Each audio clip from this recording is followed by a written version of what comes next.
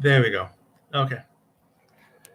Sorry for the delay. I say as if anyone's actually here at the start, but anyway.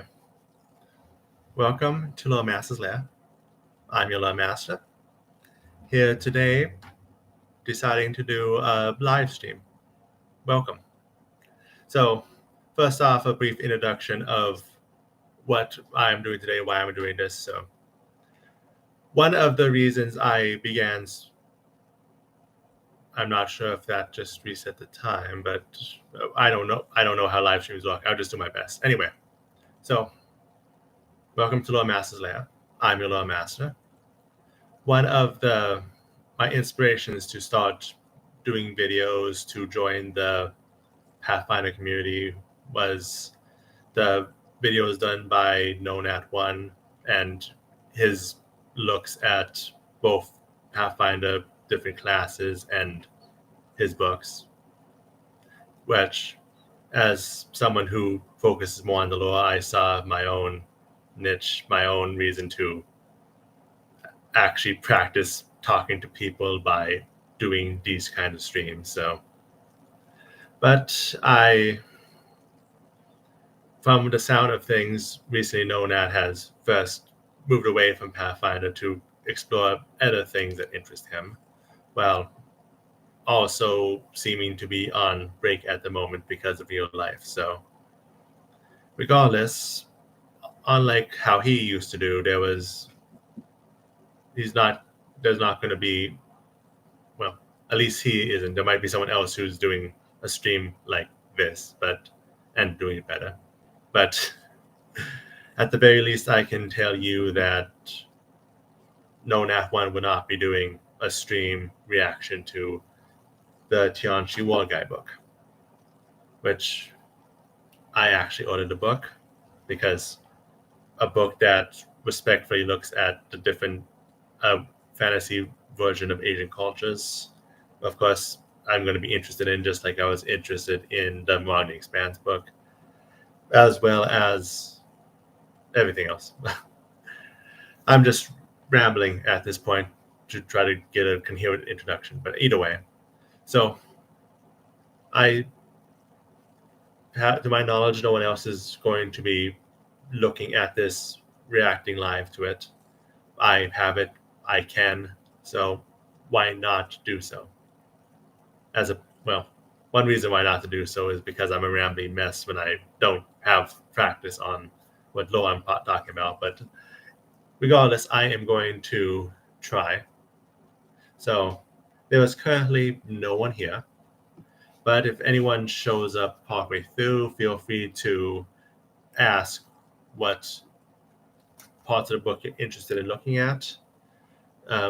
We will get started. I'm going to do this for an hour's time, so I'll be starting now. Okay. So first off, one thing that I should probably point out is it comes with this map of the entire Tianchi region. It was in the back of my book, but it was already coming out by the time it reached me. So I did actually look at this, but it's the same as before. It just shows some new names for some specific landmarks. So, but without anyone here to tell me otherwise, let's start by going to the gods. Religion. One thing I saw noted on, let's see how well this goes. Yep, this is going to be trash. One thing I did notice that was mentioned by people who had the early copies of the book is that this book is filled with pronunciation guides to tell you how everything is supposed to be pronounced, which, as someone who can't pronounce his own native language pretty well, it's not going to help me any, but it gives me an idea of how to try. Talks about the Celestial Court. Definitely need to read through that myself later if I don't just now. But going through the different deities, weird. Anyway, so first off, we're starting with the new one. We saw this in one of the previews by someone else, Beiko, the Lord of Seasons. So, deity of balance, healing, nature, and seasons.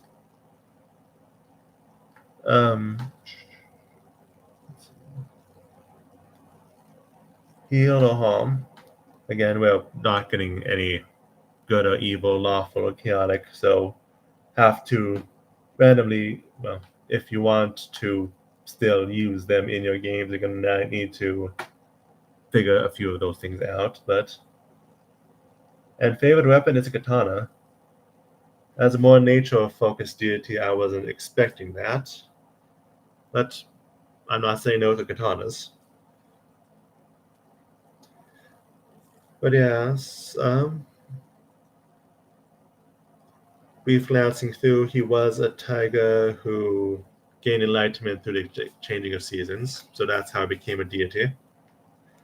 One day, looking through if we're going to get one for all four of the sacred beasts,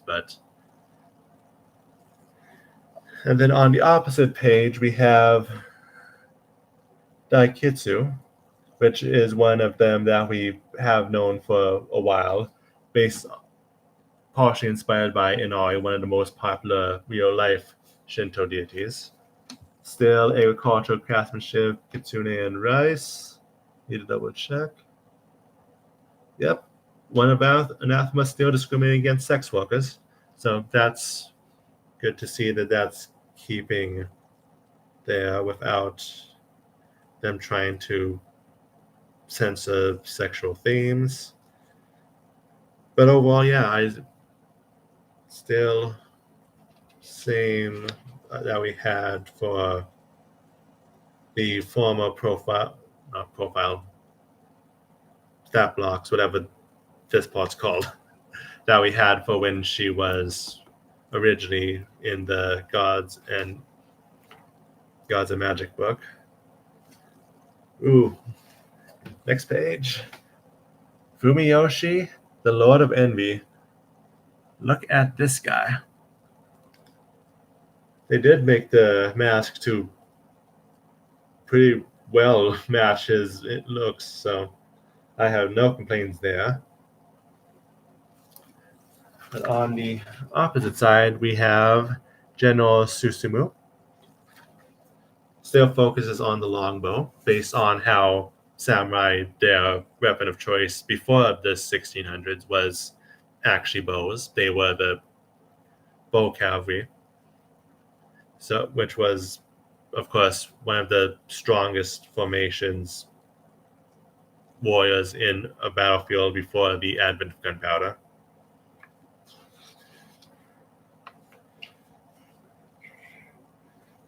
Two more returning. First, we have Hei Fang, little guy crouching in a corner there. But yeah, that's a slight adjustment to his areas of concerns. Sea storms, Tengu, and sailors. So, focus on thunder and lightning are not as there, but they're still wrapped into storms.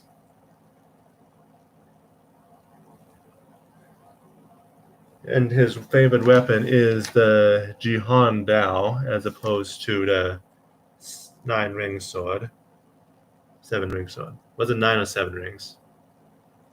Doesn't matter. But of course, on the opposite side, we have Ioi. We're likely going to have all the others from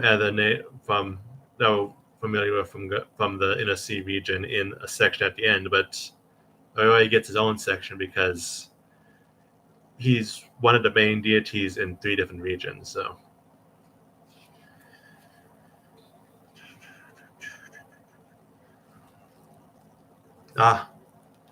Next we have our friend from the Firebrand's book, Jin Lee, the Golden Dragon Carp, based again off of the legend of carp transforming into a dragon after climbing up a waterfall. Same thing that Magikarp and Gyarados are based off of if you're familiar with Pokemon. But more importantly, on the other side, we have Kofusachi, the 100% not based off of Laughing Buddha, deity himself. So yeah.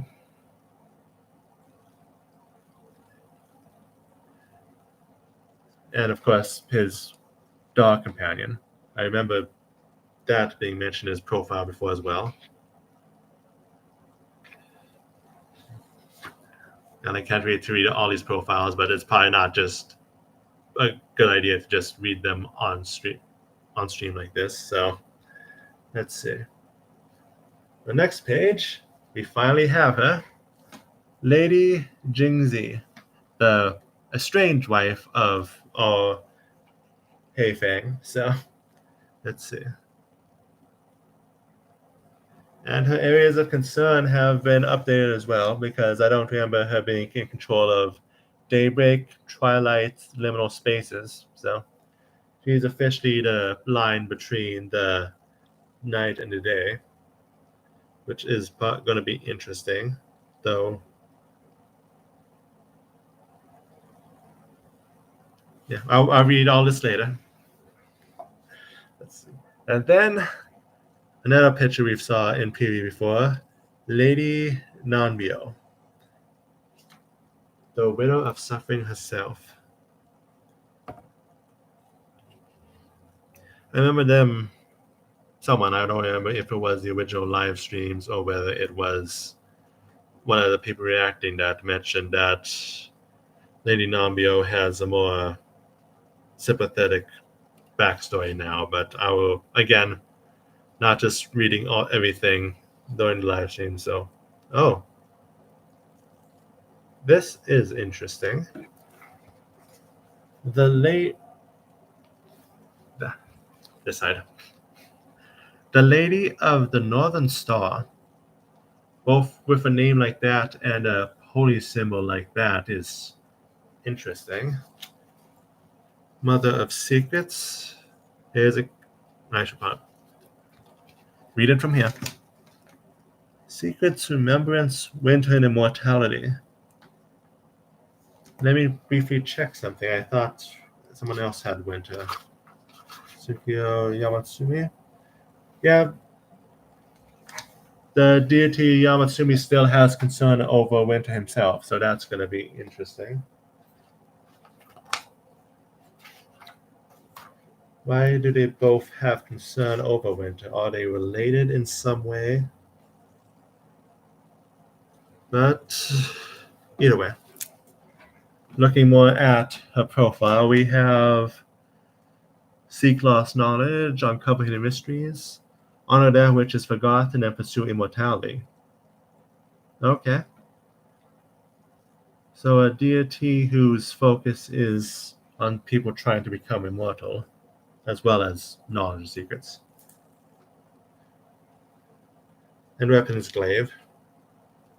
Can't read you, but in a way that I'm still focused on her holy symbol, because that kind of looks ancient high technology, alien, something along those lines. So, but yeah, you have potential right here. But on the other side, we have someone we are familiar with, Lao Shupo. She's much less dignified in the Pathfinder time than Starfinder times, but she's still lives up to a title. But yeah, still only knights, rats, and thieves at this time in her lifetime. Another new one. Megura and Nerithu. Actually, this is a good time to use a pronunciation guide.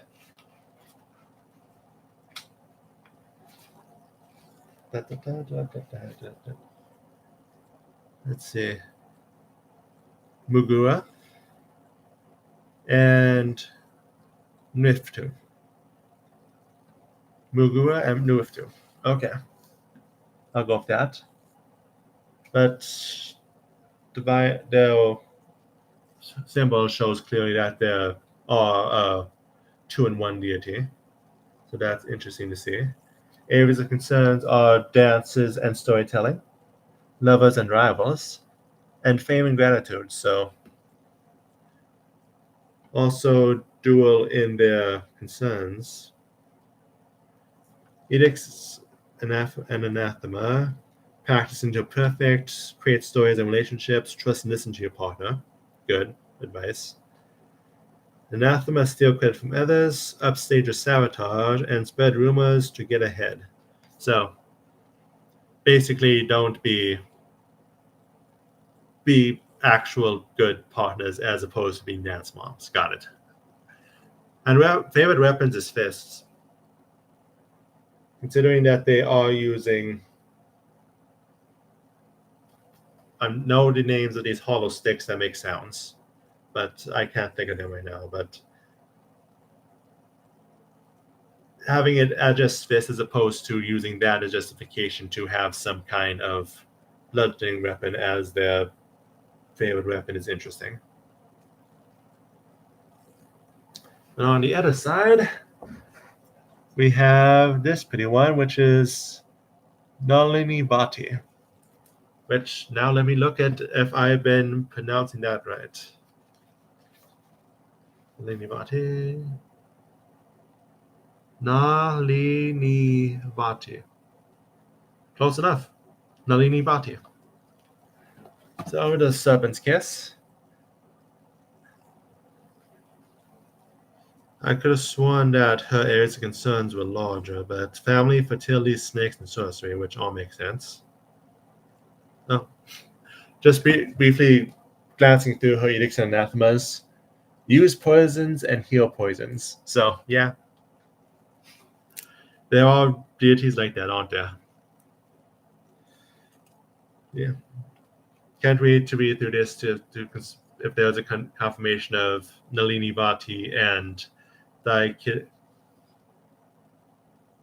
Daikitsu. Because they were rumored to be an item in 1E. So. Should also mention favorite weapons of Nalini Bhati, which are jaws, interesting, but also the urumi. So a lot of stuff on the treasure vaults here, which makes sense because most of the base weapons are European inspired as opposed to some of the stuff we got later, which was Asian inspired. But here's another one that I saw people mention in the previews, which was interesting. So, Phi Deva. Double checking pronunciation.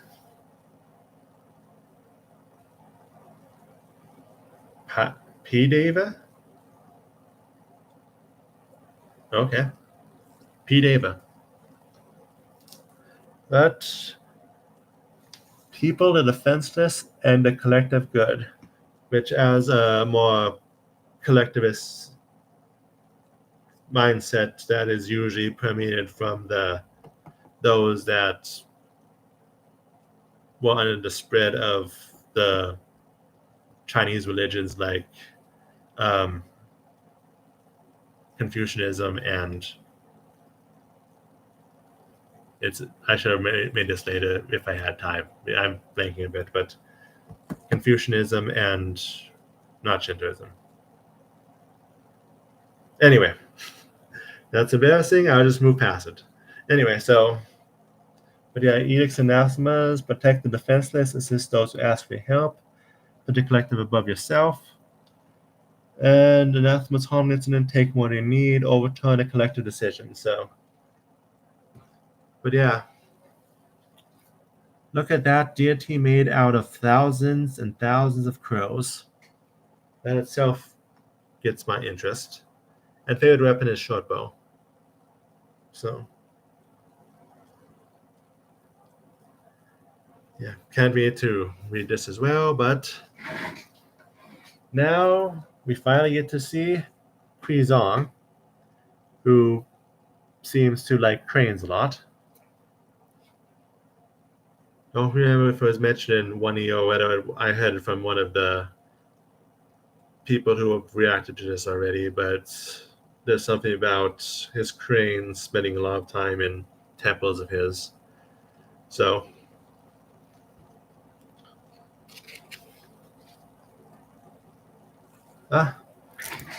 after seeing Shizuru in her human form for 1E, we get to see her dragon form for 2E. And I see area of concerns have changed. It was swordsmanship before, now it's growth. So, she's focused more on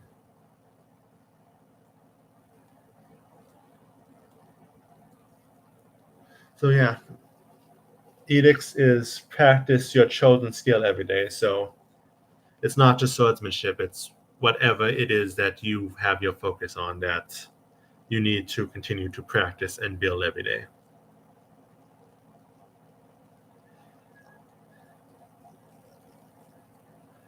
But more importantly, on the other page, we have a 3-in-1 deity. Shrikalis.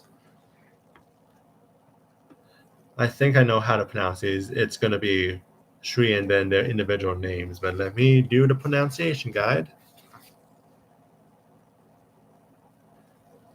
Shrikalis, Sri Talmeng, and Sri Baril. Interesting. But they are deities of raiding, treasure, war contract, and warriors. So they are deities who are on the focus of on raiders and those like that. And to add, they have the favorite weapon of both Chris's from Indonesia, as well as the Oculus. So they're a deity with a gun focus, potentially. But yeah, name-wise and weapon-wise, they've more of a Indonesian-inspired one, which means they are another Minata deity. Can't say I know that much about what would be piracy in the Indonesian area before modern piracy, of course. Modern piracy, it's a well-known pirate area, but have to read up on that to see if that was still something you would see in ancient times. The triad of deities known together as the Durangaya. Let's see if that's also something we have. Don't have phonics for that. Well, at least there's something I'm still going to be pronouncing wrong. Good to know about that. So, 20-minute mark, and we still haven't gone out of deities yet. So, but I'm enjoying myself, even if no one else is here. Two we're familiar with, but might as well look at anyway. First is Sun Wukong, because everything needs Sun Wukong. How can you have a fantasy setting that slightly touches on Asian without Sun Wukong, right? And then, on the other hand, is, again, still going to be one of my favorites from Tian. I'm going to have to actually read and see if anyone beats him, but Sukio is still here, still Jade Moon Spirits, still Spear, so no major changes seen from him.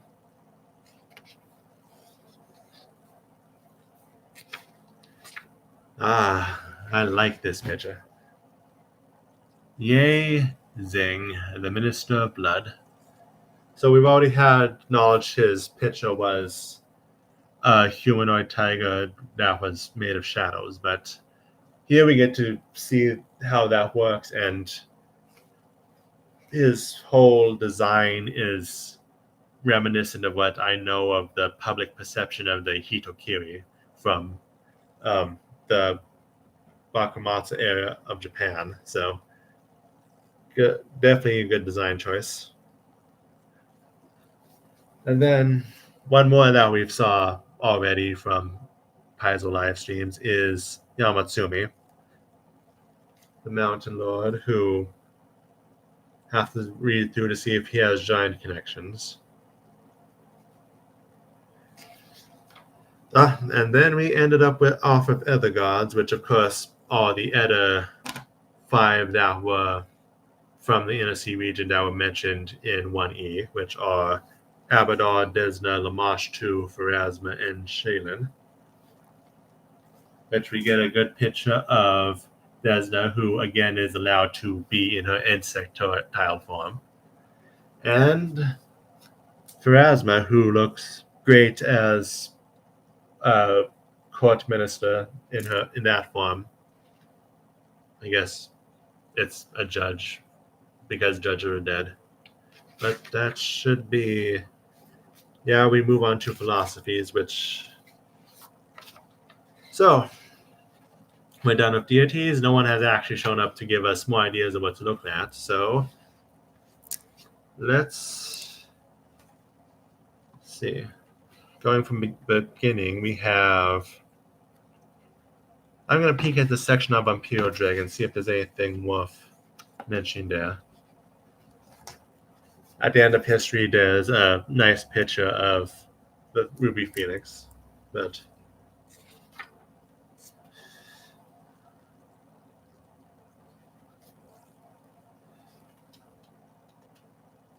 looks like it's just a short section which has information on each of the 5 types of dragons as well as a few pictures, but at the very least, it's confirmation that they're all still here after we've gotten new dragons in the Beast series. So, but we have a short spot on factions. So we have 7 mentioned here. The Anti, which this was Zhao in 1E. You can tell by it still having the blood red flag with the broken cutlass. This was the Zhao in 1E. Golden League, of course, we know about them. Still alive in Starfinder as well. Nat and Large, we know about them. Gotta see, they're still going without the Pathfinder's help. Shadowed Lotus and Way of the Kyrian were also ones that were mentioned in 1E. So the ones that look entirely new are the Cut and the Veils. The Cut, let me look at this quickly. Yeah, that's entirely new. It seems to be just mercenaries who are fighting on the borders between some of the successor states of the Longru. So, and then the Veils. Okay, there are people who try to keep secrets from the world and are found in the Veloshame. So, at the bottom part of the jungles where we didn't have any information on in 1E. So, both of those are new. Looks like we're losing a few factions, like, well, the followers of the Black Daniel are still going to be his religion, whether or not they have their own faction or not. But more importantly, we're not dealing with the one human supremacist faction, so that's good to see. But now that we're almost half our time, let's look at some nations, shall we? Since that seems to be what makes up the bulk of the book. We have philosophies which didn't have much without reading it. And tests of virtues are going to be the only mechanics we have in this book. So let's see what we should look at. Since no one is here to tell me otherwise, let us, well, it's me, so let's start. Let me bookmark the table of contents so that I can come back here, but let's start with Shenmen because poor. So 92.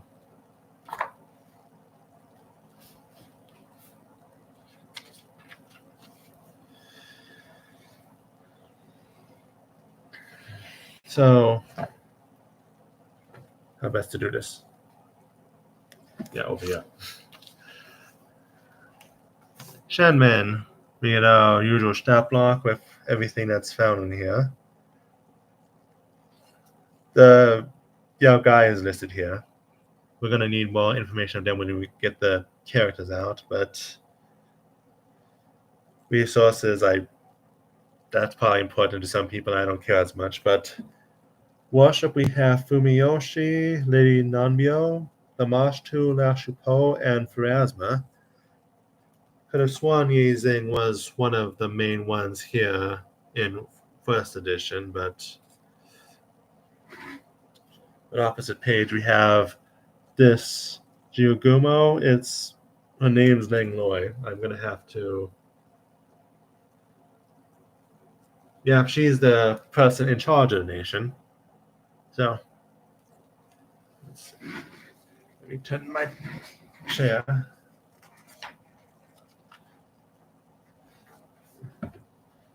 A short map that shows the layout of it. So here's the Spectre Woods, the capital's here with a few cities here. I think for the Season of Ghosts Avenger Path, we had a city which was not that far from the coast. So I'm gonna have to look at exactly where that is, but we also have the mountains over here, which was also mentioned in the Sea of Ghosts event. There goes the map. Now I'm going to have to find the table of contents again, but it's not like it's not at the front of the book. Pronunciation guide mentioned. So, centuries of isolation, patchwork of village dialects. It was.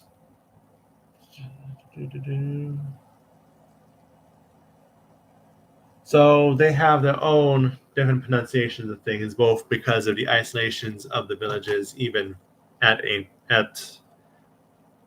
ancient times, like in Lungwu, but also because the spiders don't have as the ability to pronounce certain sounds.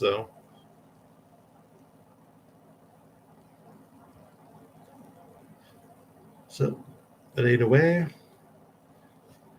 we have this Etta Jiwagumo over here, who is Jian Kailu. There's a bunch of bolded texts. Let's see if I can get her name, find where she is quickly.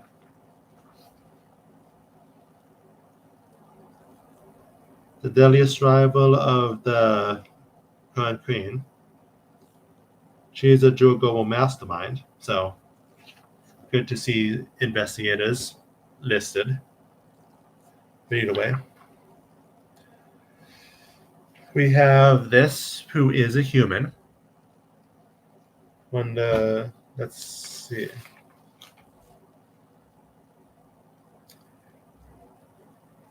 So he's the human administrator of the country. Let's see. But we have, going back, we have but I understand it's a similar breakdown throughout. We have a short introduction section after the introduction page. We have the geography section, laying out everything. We have the day in the country section, year in the country, culture section. Which, moving on to culture section, we also have this picture of houses shrouded in darkness with spider webs all across. So that's part of the capital. We have important people, and then we have cities and locations. So who do we have here? So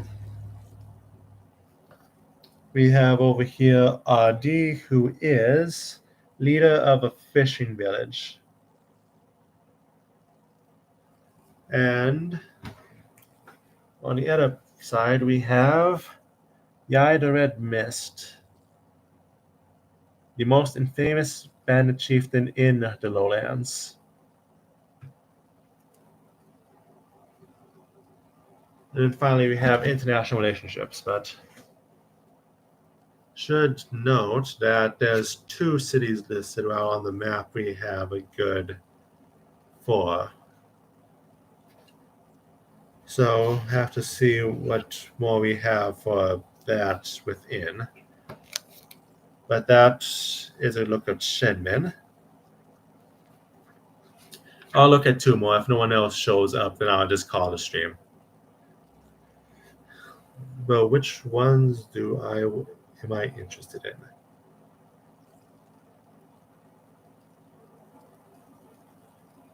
Let's see.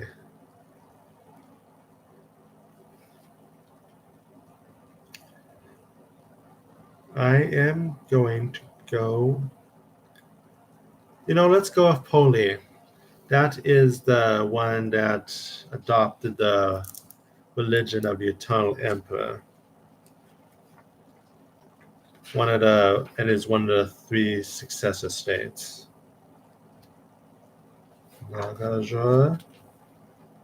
Holy. Okay.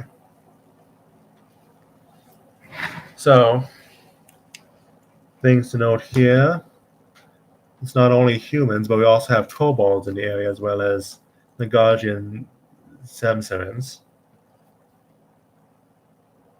The only religion is the Eternal Empire. Have to see if there was any others that sneak their way in. And it's also home to the faction of the Shadow Lotus, which I'm going to guess that's in all 3 of the successor states. Those trying to bring them together.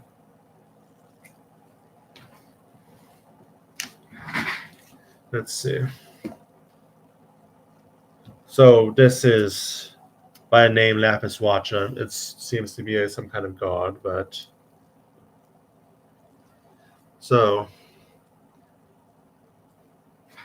yes. So just glancing through, it's the first paragraph. It's stuff that we've already known about the area. It's where the old capital was, which is why they still have the faith of the Eternal Emperor centered there.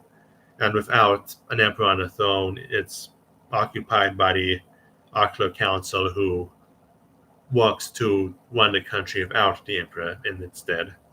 And people who try to claim the throne without being worthy are burned to a crisp.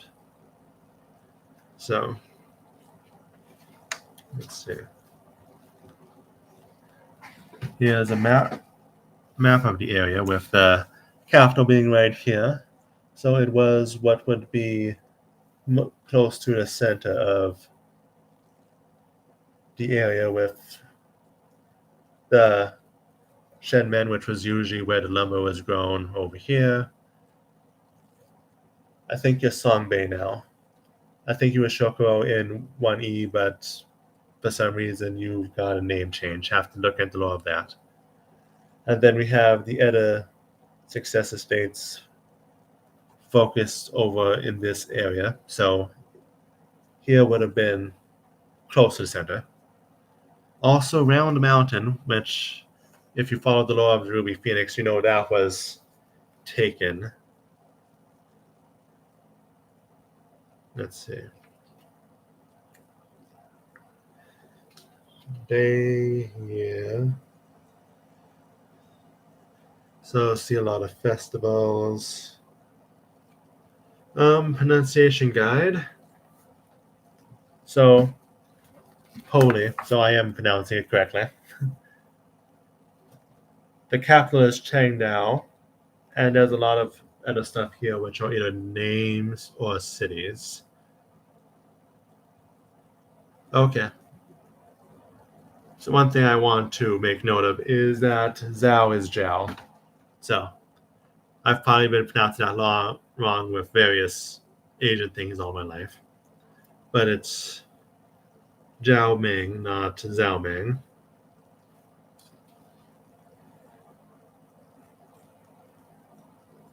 But it looks like I've been pronouncing Fong and Ring but correctly.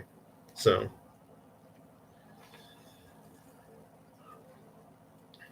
we have this unnamed guy. From the green robes, I'm going to guess either some kind of Imperial Guard or part of the Oracle Council.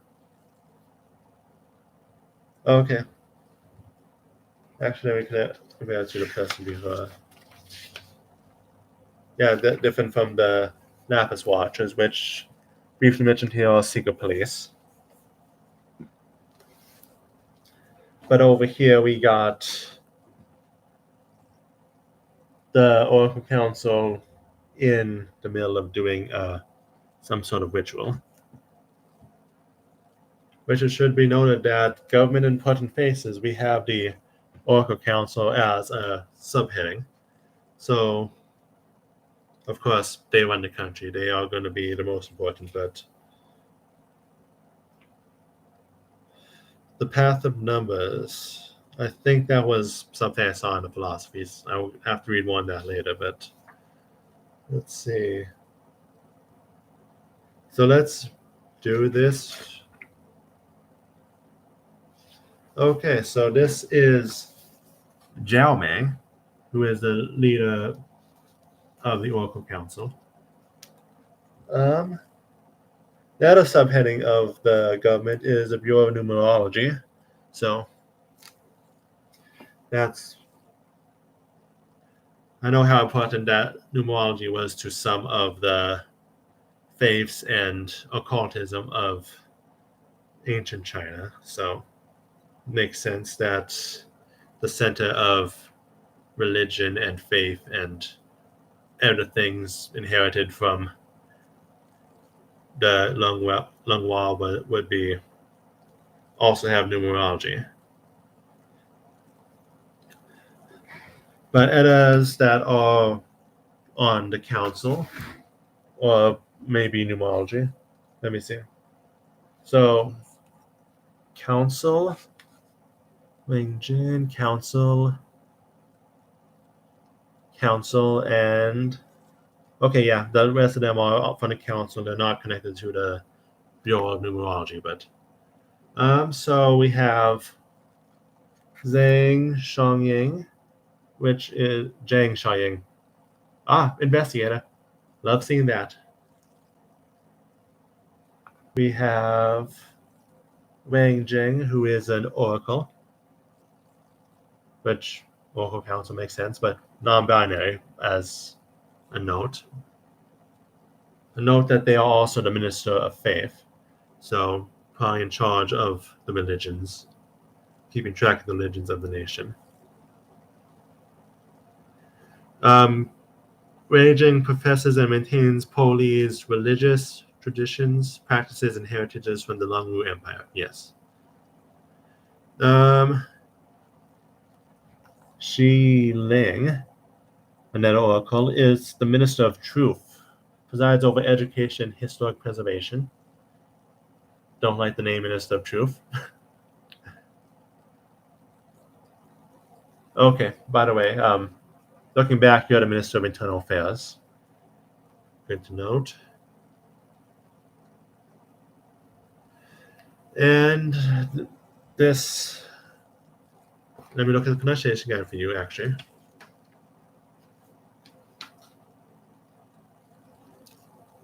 Young Fong. Young Fong is in charge of keeping track of all the prophecies done by sayers and soothsayers. Okay. I don't see official title for you, though. Sorry for that. Let's see. So, that's what we have for Poli. So, one more before we call it. Which one am I going to have? Just to make it clear from the front, we're not going to lot big ones. I'm not going to look at Minkai or Minata or places or Goka. I'm looking at places that stand out to me.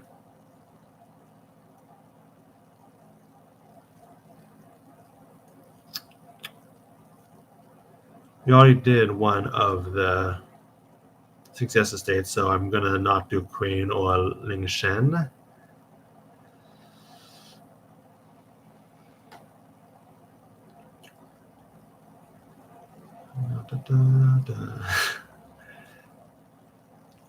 You know what? Let's do Koaling. Let's see how the Hobgoblin Nation looks. 106.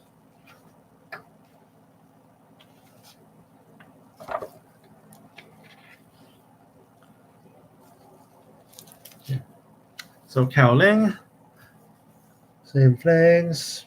Still only General Susumu and Yazing. I think that was similar to 1E. So who lives here besides hobgoblins? We have giants and ogres, of course, and Ettins. We also have humans, elves, and citizens, which makes sense with the geography of what they're close to. So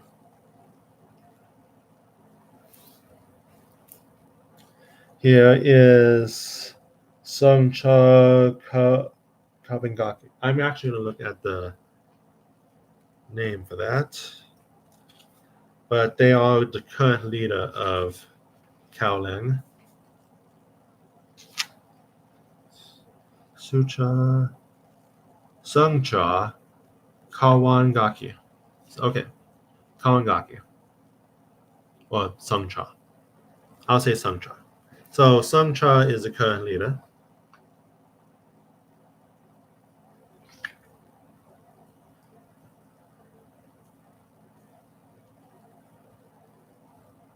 And Wei and Soon are. Okay, note that Sun is pronounced Soon. You know what? I'm going to look at the Monkey King quickly. Back to gods.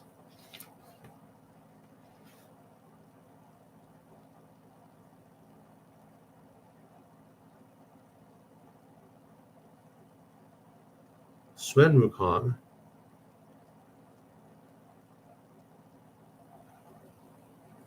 Huh. Now I'm going to need to look more into how to pronounce that. But map, we have the capital of Duchoj. Don't get a pronunciation guide for the capital. Wonderful. Duchoj is right down here. There's a grave, a spirit scar, and another town over here, but let's see. Here's an overwalk Samson as a pitch on the other side, but yeah. Oh. This is an autistic looking hobgoblin. I guess even their arts need some swords in it as well, but. And over here we have the Council of Hobgoblins, whatever their government is. Is it their government or is it just them out? Is this what hobgoblins do when they aren't fighting? Have to look more into that.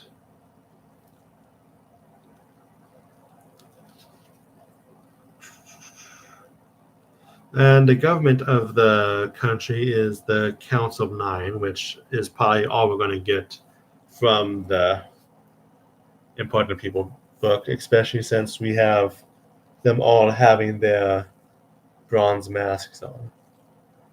So, let's see.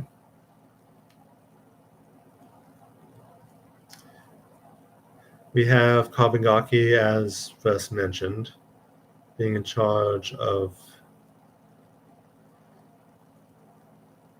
Yes, you're on the council.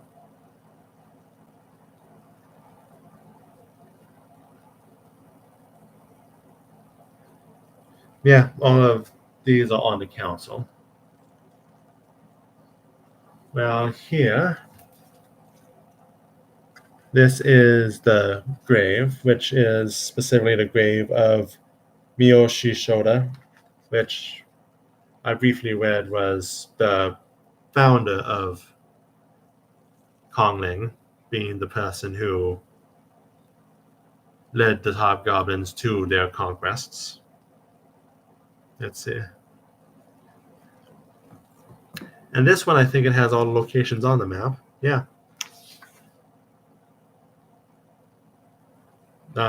The Spirit Scar is a monastery to Lady Nanbyo that opened up and was swallowed in the earth. Interesting. But that was a brief look, mostly at deities, but also at some of the layouts of 3 of the countries. So I can't wait to get to reading this, so I'm going to cut out here. No one ended up stopping by. I think someone was here a few minutes during my introduction, but for those of you who come back and watch this, this was a brief introduction to Tianshi World Guide. I hope anyone who comes by enjoys this, but next week we are going back to regularly scheduled videos, which for a time we're taking a break from Tianshi. Of course, I'm going to, after a 6 to 8 month waiting period, like I usually do with new books, come back and start looking at these countries. But first, I also need to finish Impossible Lands, but that is for next week. So until then, take care.